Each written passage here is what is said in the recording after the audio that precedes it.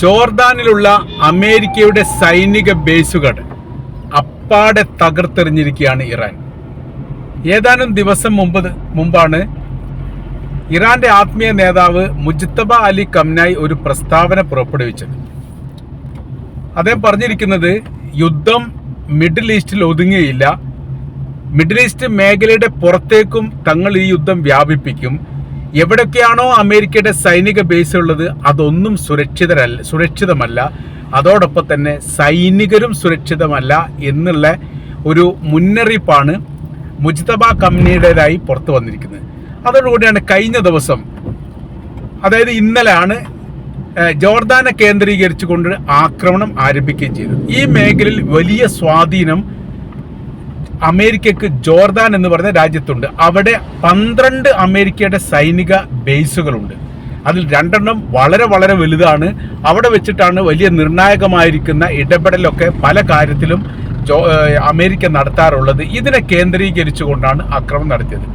അമേരിക്കയുടെ ഒരു ഹെലികോപ്റ്റർ വെടിവെച്ച് വീഴ്ത്തിയതുമായി ബന്ധപ്പെട്ട് ഇറാന് നേരെ അമേരിക്ക നടത്തിയ ആക്രമണത്തിനുള്ള പ്രതികാരമായിട്ടാണ് ജോർദാൻ മേഖല കേന്ദ്രീകരിച്ചുകൊണ്ട് ആക്രമണം നടത്തിയത്. 2025 അഥവാ കഴിഞ്ഞ വർഷം സമാനമായിരിക്കുന്ന ഒരു ആക്രമണം ജോർദാനിലുള്ള അമേരിക്കയുടെ ബേസ് കേന്ദ്രീകരിച്ചുകൊണ്ട് ഹിസ്ബുള്ള ഗ്രൂപ്പ് നടത്തുകയും 3 അമേരിക്കൻ സൈനികർ കൊല്ലപ്പെടുകയും 11 പേർക്ക് പരിക്കേൽക്കുകയും ചെയ്തിരുന്നു.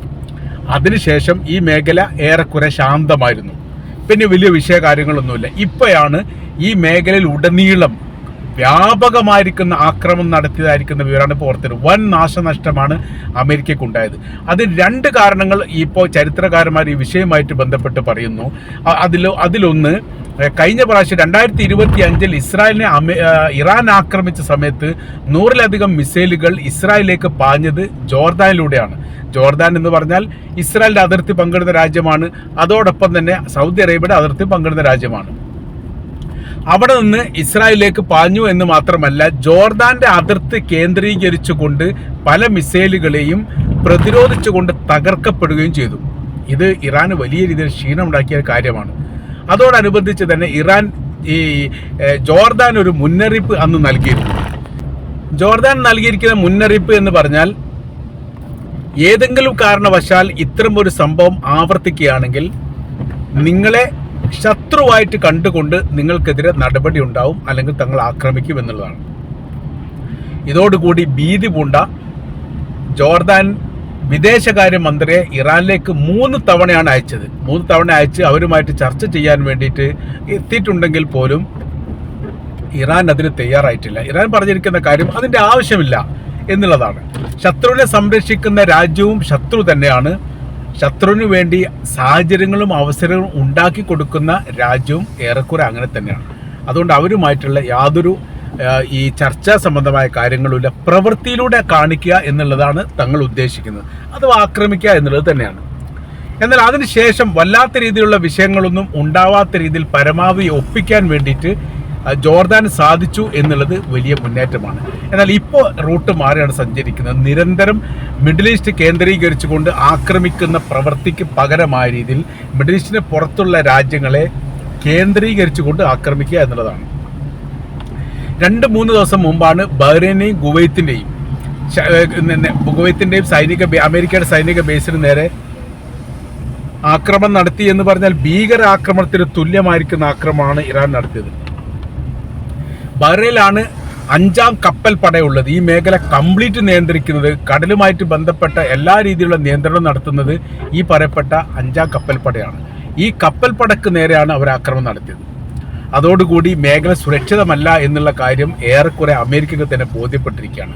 അതിൻ്റെ തുടർ ചലനങ്ങളാണ് ജോർദാനിൽ കണ്ടത്. ജോർദാന് ശേഷം ഇനി ഏത് രാജ്യം എന്നുള്ളതാണ്. തുർക്കിയുടെ പേര് പോലും പറയുന്നുണ്ട്. തുർക്കിക്ക് അമേരിക്കയുടെ ബേസ് ഉണ്ട്. തുർക്കിക്ക് നേരെ കഴിഞ്ഞ പ്രാവശ്യം ഇറാൻ ആക്രമണം നടത്തുകയും ചെയ്തിട്ടുണ്ട്. അമേരിക്കയുടെ സൈനിക ബേസ് കേന്ദ്രീകരിച്ചുകൊണ്ട് ആക്രമണം നടത്തുകയും വലിയ രീതിയിലുള്ള നാശനഷ്ടങ്ങൾ ആ മേഖലയിൽ ഉണ്ടാവുകയും ചെയ്തിട്ടുണ്ട്. പക്ഷേ അമേരിക്ക ചെറിയ രീതിയിലുള്ള ആക്രമണം മാത്രമാണ് നടത്തിയത്. ഞങ്ങൾ പ്രതിരോധിക്കാൻ സാധിച്ചു. അതിൻ്റെ കഷ്ണങ്ങൾ ചെതറിയിട്ട് ഈ ഭാഗത്തേക്ക് വീണു എന്ന് മാത്രമേ ഉള്ളൂ. ചെറിയ തീപിടുത്തമുണ്ടായി, അത് പെട്ടെന്ന് തന്നെ അണക്കാൻ വേണ്ടി സാധിച്ചു എന്ന് പറഞ്ഞ് അവർ ഒഴിഞ്ഞു മാറുകയാണ് ചെയ്തത്. അവർക്ക് നേരെ ഏത് ആക്രമണം ഉണ്ടായാലും അതിൻ്റെ ചില്ല് കഷ്ണങ്ങൾ ചെതറിപ്പോകുന്നത് എന്നല്ലാതെ വലിയ നാശനഷ്ടങ്ങൾ ഒരിക്കലും അമേരിക്ക അംഗീകരിക്കാറില്ല. അതവരുടെ രീതി അങ്ങനെ തന്നെയാണ്. ഏതായിരുന്നാലും ഇപ്പോഴത്തെ സാഹചര്യങ്ങൾ സങ്കീർണമാണ് എന്ന കാര്യത്തിൽ യാതൊരു സംശയവുമില്ല.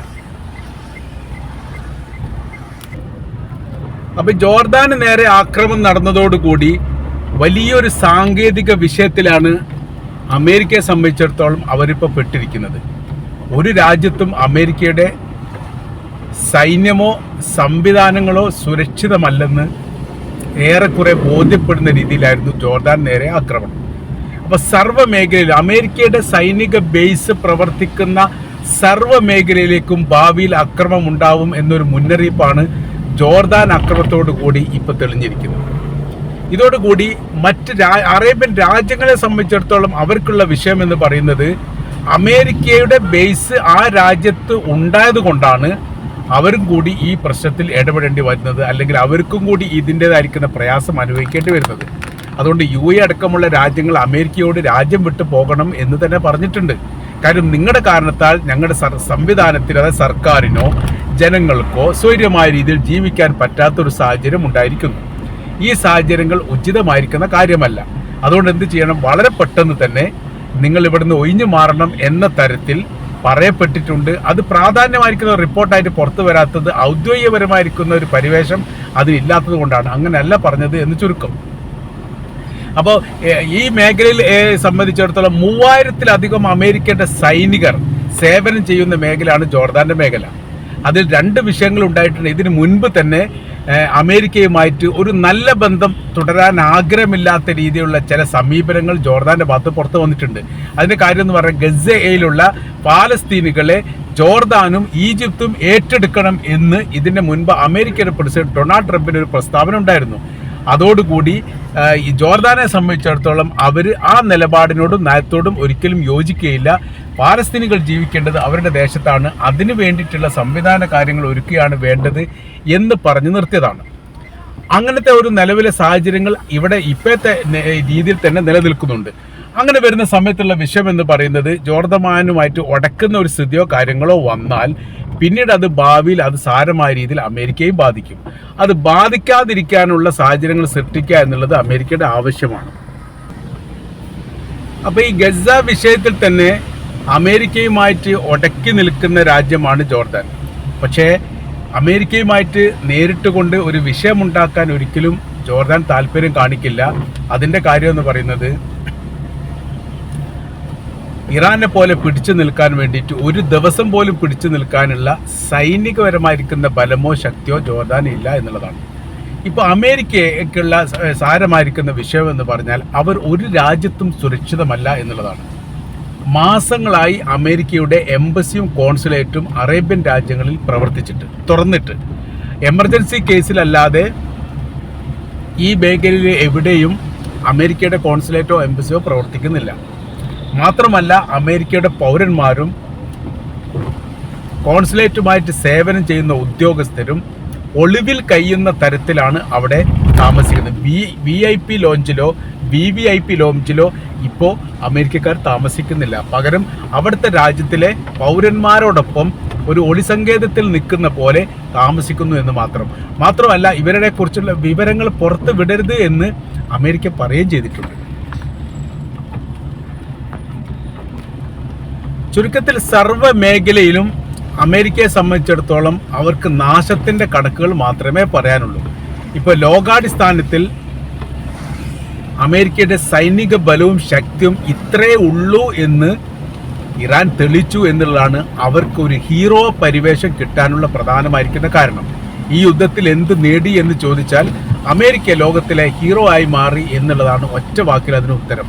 മാത്രമല്ല ഇസ്രായേൽ, അമേരിക്ക പോലെയുള്ള ലോക സൈനിക ശക്തിയുള്ള രാജ്യങ്ങളെ പോലും പ്രതിരോധിക്കാൻ മാത്രം സാധാരണക്കാരായിരിക്കുന്ന രാജ്യത്തിന് സാധിക്കും എന്നുകൂടി ഇറാൻ തെളിയിച്ചിരിക്കുന്നു. അങ്ങനെ ഒരുപാട് പോസിറ്റീവ് സംഭവങ്ങളും പോസിറ്റീവ് എനർജി ലഭിക്കുന്നതുമായിരിക്കുന്ന കാര്യങ്ങൾ തന്നെയാണ് നടന്നത് എന്നുള്ളതിൽ സംശയമൊന്നുമില്ല. അപ്പോൾ ജോർദാൻ ആക്രമിച്ചതോടുകൂടി ഇനി മറ്റുള്ള രാജ്യങ്ങൾ ഇനി അടുത്തത് ഏതാണ്, നെക്സ്റ്റ് വിച്ച് വൺ എന്ന ചോദ്യം പ്രസക്തമാണ്. അത് ജോർദാൻ, അത് തുർക്കിയാണോ ഈജിപ്താണോ എന്നുള്ള കാര്യങ്ങളൊക്കെ ഇപ്പോൾ സംശയിക്കുന്ന രീതിയിൽ കാര്യങ്ങൾ പോകുന്നു. ഈ മേഖലയിലൊക്കെ ഏറെക്കുറെ ജോർദാനും ഈജിപ്തുമെല്ലാം 1967 അറബ് ഇസ്രായേൽ യുദ്ധത്തിന് ശേഷം പിന്നീട് സൗഹൃദ രാജ്യങ്ങളായിട്ടാണ് പിന്നെ കാണാൻ വേണ്ടി സാധിച്ചത്. അമേരിക്കയുമായിട്ടോ ഇസ്രായേലുമായിട്ടോ കൊമ്പ് കോർക്കാൻ അവർക്ക് താല്പര്യമില്ലെന്നും സൗഹൃദ അന്തരീക്ഷം സൃഷ്ടിക്കുകയാണ് ഏറ്റവും ഉചിതം എന്നും അവർ മനസ്സിലാക്കുന്നു. അതിനനുസരിച്ചാണ് പിന്നീട് നീക്കുപോക്കുകളൊക്കെ ഉണ്ടായത്. അപ്പോൾ ഇസ്രായേലിൻ്റെ എംബസി പ്രവർത്തിക്കുന്നുണ്ട് ജോർദാനിൽ, അതേപോലെ തന്നെ ഈജിപ്തിലുമുണ്ട്. മാത്രവുമല്ല അവരൊക്കെ വലിയ സൗഹൃദ ബിസിനസ് പാർട്ട്ണർഷിപ്പുള്ള രാജ്യമായിട്ട് ഓട്ടോമാറ്റിക്കായിട്ട് മാറുകയും ചെയ്തിട്ടുണ്ട്. അപ്പോൾ ഇതിനിടയിലൊക്കെ വലിയ രീതിയിലുള്ള സർവീസ് ചെയ്യുന്നത് അമേരിക്കയാണ്. രണ്ട് രാജ്യങ്ങൾക്കിടയിലും എന്തെങ്കിലും വിഷയം ഉണ്ടെങ്കിൽ തീർപ്പ് കൽപ്പിക്കുന്നത്. എന്നാൽ അവരുടെ നെഞ്ചത്ത്, അമേരിക്കയുടെ നെഞ്ചത്തിലേക്കാണ് ഇപ്പോൾ ഇറാൻ വെടിപൊട്ടിച്ചത് എന്നത് അമേരിക്കയെ സംബന്ധിച്ചിടത്തോളം അവർക്ക് വലിയ രീതിയിലുള്ള സൈനിക, മാനസിക, സാമ്പത്തിക പ്രശ്നങ്ങൾ ഉണ്ടാക്കുന്ന കാര്യമാണ് എന്നതിൽ യാതൊരു തർക്കവുമില്ല.